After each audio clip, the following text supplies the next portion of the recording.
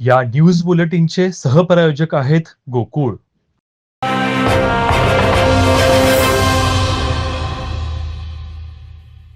कागल तालुक्यातील करडाळ्याचे शेतकरी रामचंद्र आनंदराव ठग यांनी पाणंद रस्ता वहिवाटीसाठी नवा रस्ता खुला करण्यासाठी 100 दिवसांचा कार्यक्रम संबंधित अधिकाऱ्याला दिला, पण जमीन महसूल अधिनियम सांगत अधिकारी अडवणूक करत असल्याचा आरोप ठग यांनी केला आहे. शासन JR मध्ये लिहिलं आहे की रस्ता कोणी अडवत असेल तर फौजदारी गुन्हे दाखल करा.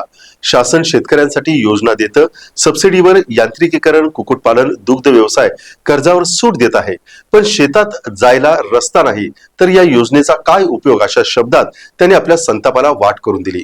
करडाळच्या नूतन उपसरपंच शीतल ठग यांनी पाणंद रस्त्यासाठी शासनाकडे केलेल्या विविध मागण्या आणि येणाऱ्या अडचणी याबाबत सविस्तर टीव्ही नेक्स्ट मराठीवरती आपली भूमिका मांडली. पाहूया नेमकं काय म्हणणं आहे. नमस्कार, मी सौ शीतल रामचंद्र ठग, राहणार करड्या, तालुका कागल.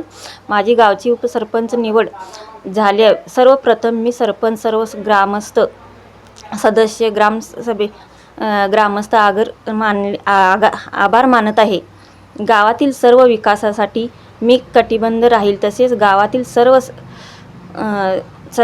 सदस्यांची सोडवण्यास प्राधान्य देईन. विशेष शेतकऱ्यांच्या अडचणीची सोडवण्याची त्यासाठी मी प्रयत्न करीन. तसेच एक आदर्श उपसरपंच कसा असावा ही मी त्यासाठी माझ्या कारवाईचा वापर करीन.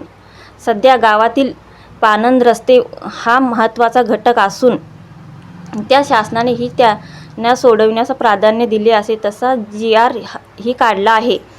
गावातील पाणंद रस्ते नसल्यामुळे गावाचा विकास